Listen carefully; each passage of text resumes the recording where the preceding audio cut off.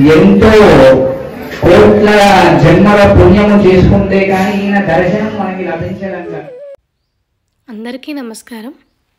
శ్రీ గోదా రంగనాథ స్వామివారి కళ్యాణానికి స్వాగతం. ఇప్పటికీ ఈ సంవత్సరాలైనప్పటికీ ఆ కళ్యాణము ఎప్పుడైతే జరిగిందో ఆ కళ్యాణం స్మరిస్తూ మనం ఇప్పటికీ కూడా జరుపుకుంటూ ఉంటున్నాము అంటే ఇది సత్యం సత్యం సత్యం. అలా గోదా అమ్మవారు విష్ణుమూర్తిని స్మరిస్తూ స్మరిస్తూ ఒక 30 రోజులు ఒక దీక్షగా ఒక వ్రతాన్ని చేసిందంట. వింటున్నారు అందరూ? ఒక వ్రతాన్ని చేసింది. ఆ వ్రతానికి పేరేం తెలుసా? అది కూడా తెలియదు. తెలుసు చెప్పండి, మొహమాటం ఎందుకు? ఇప్పుడు స్వామివారిని ఆరాధిస్తూ ఆనందంతో కార్యక్రమం నృత్య ప్రదర్శనతో ప్రారంభమవుతుంది.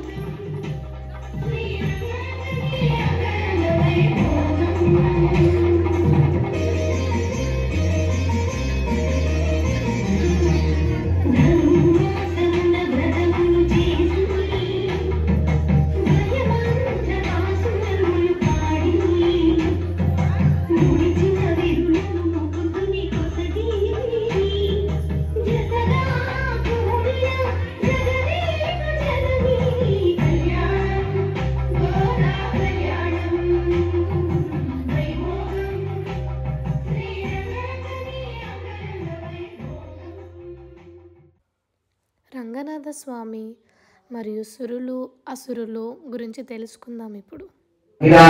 బ్రహ్మాండ నాయకుడు అనే పాటలో కూడా వస్తుంటాయి కదా, మన అర్థం తెలుసా? మరి ఈ ప్రపంచాన్ని ఎలా ఉంటారు? భూ ప్రపంచం అంటారు. ఇలాంటి ప్రపంచాలు కొన్ని కోట్లు ఉన్నాయంట. మన భూ ప్రపంచంలో ఎన్ని కోట్ల జనాభా ఉంది? మనం గుడిలో చేయాలి కదా. ఇలాంటి భూ ప్రపంచాలు ఈ భూగోళాలు కొన్ని కోట్ల భూగోళాలు ఉన్నాయన్నమాట. ఇప్పుడు ఈ రాష్ట్రానికి ఒక సీఎం ఉంటాడు, 2 రాష్ట్రాలు కలిపి ఒక పిఎం ఉంటాడు కదా. వీళ్ళపై ఇంకో ఆయన ఉంటాడు కదా. అలా ఈ ప్రపంచానికి ఆ ప్రపంచానికి మనము వినే ప్రపంచాలన్నింటినీ కూడా అఖిలాండ బ్రహ్మాండ నాయకుడు మా స్వామి అన్నమాట. కొన్ని కోట్ల బ్రహ్మాండాలకి ఈయననే అధిపతిగా, సేనాధ్యక్షుడిగా, నాయకుడిగా ఏకఛత్రాధిపత్యాన్ని వహించినటువంటి గొప్ప గుణము, గొప్ప శక్తి, గొప్ప పరాక్రమం కలిగినటువంటి వాడు మా రంగనాథుడు. సురాసురార్చిత పాదపద్మ యుగరాయ నందు ఉంటారు వేదం. సురుడు అంటే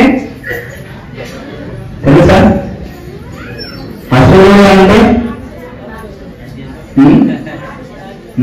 డౌట్ వెళ్ళకని చెప్పండి.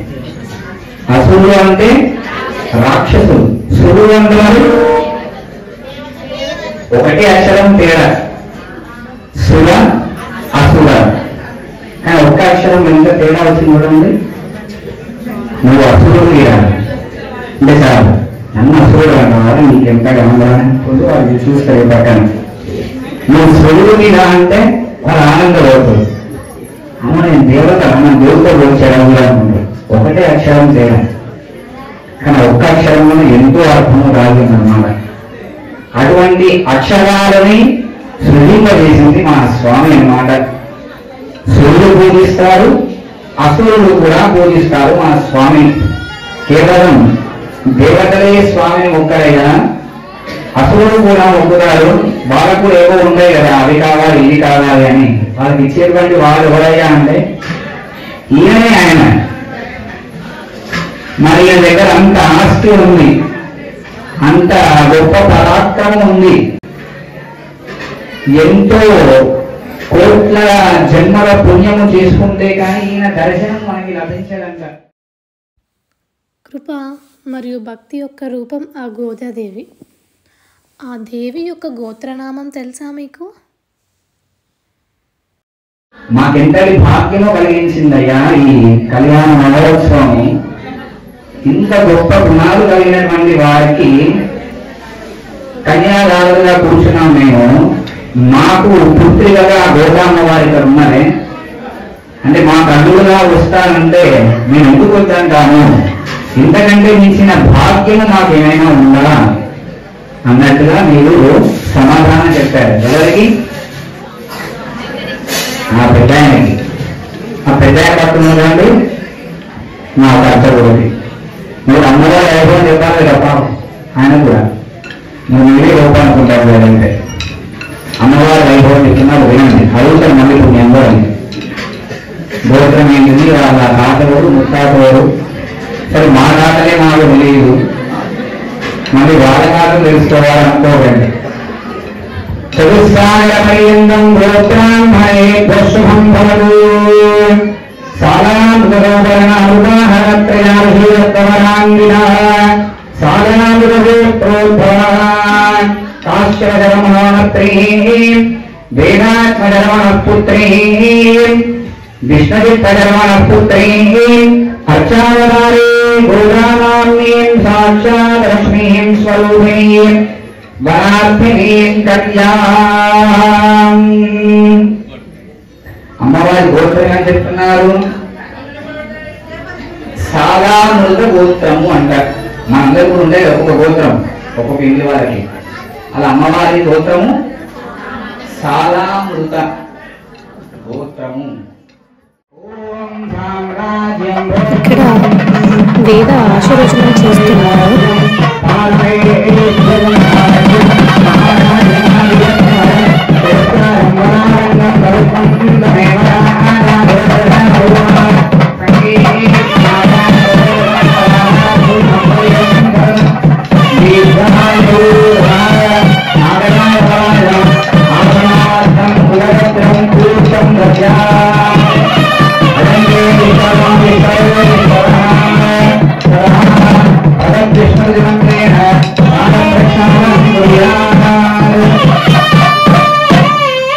బ్రహ్మ కలిగిన పాఠం.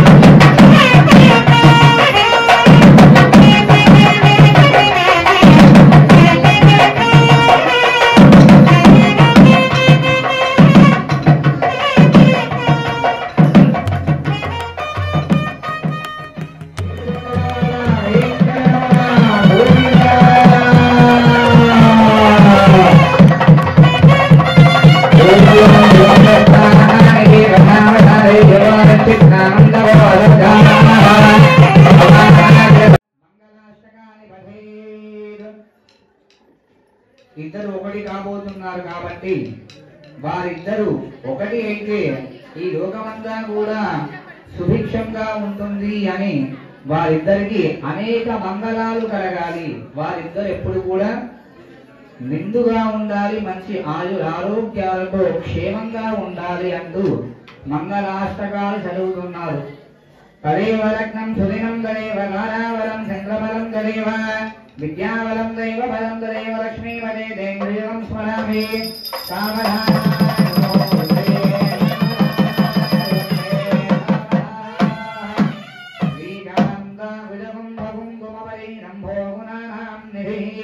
पूर्वाचार्यगदम्बसेविनपदश्रीमाञ्जनात्रार्चितः विश्वक्सेन विभीषण प्रभुर्भक्तैः सदा सेविनः छायान्नो भगवान् पुराण पुरुष कुर्यात् सदा मङ्गलम्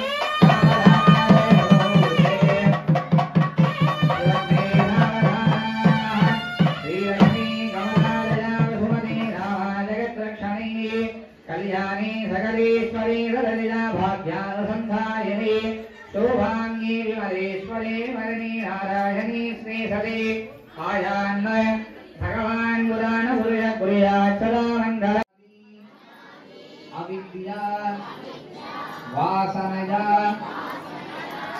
प्रवर्तमाने अस्मिन् श्रीमन्नारायण श्रीरंगनाथ स्वामिनः कैंकर्यरूपम् कन्यादानम् अहं करिष्ये।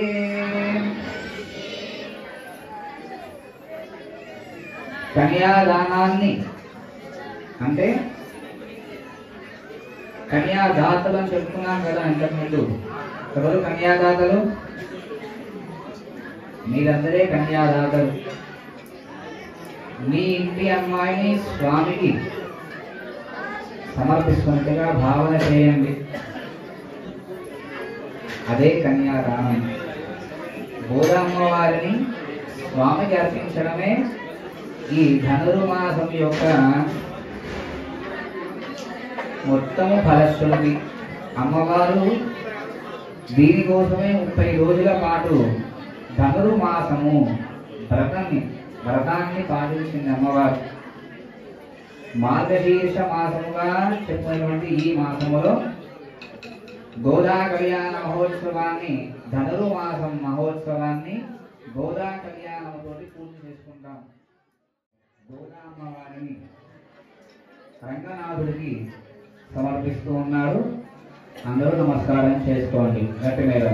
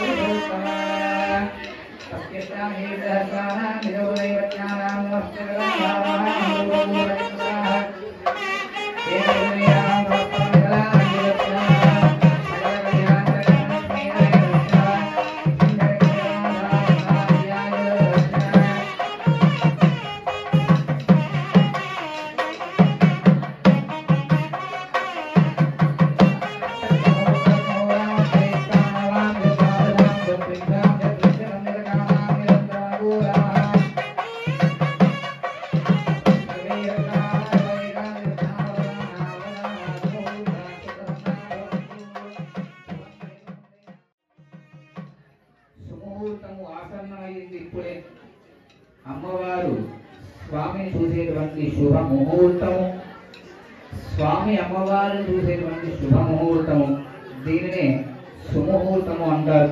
ఆ సుముహూర్తంలో ఇరువురు ఒకటయ్యేటువంటి శుభవేళలో ఇరువురు కూడా ఒకరినొకరు చూసుకుంటూ ఉన్నారు. ఎలా చూసుకుంటూ ఉన్నారు? తలపైన జీలకర్ర బెల్లాన్ని పెట్టుకుంటూ వారు చూపులు ఒకటిగా అవుతున్నటువంటి శుభవేళ.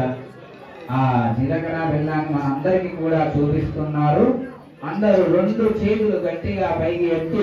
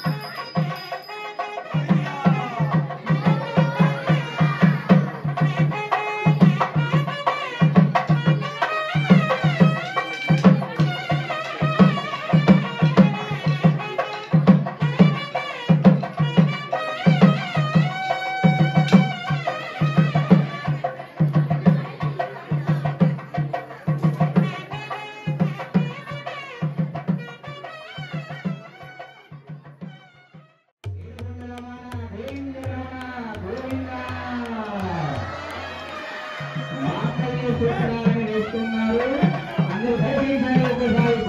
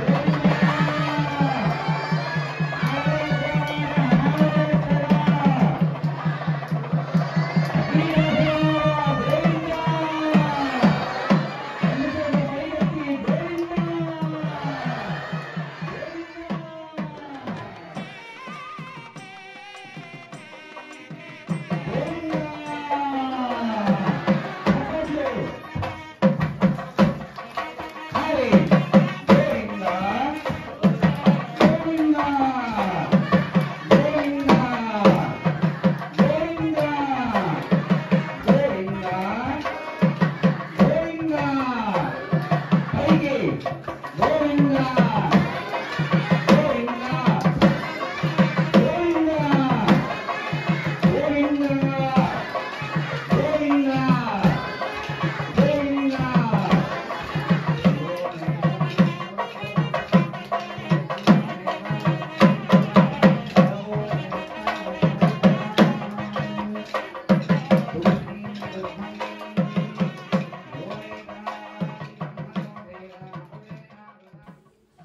చూశారు కదండి, ఇది మన శ్రీ గోదా రంగనాథ స్వామివారి కళ్యాణ మహోత్సవం.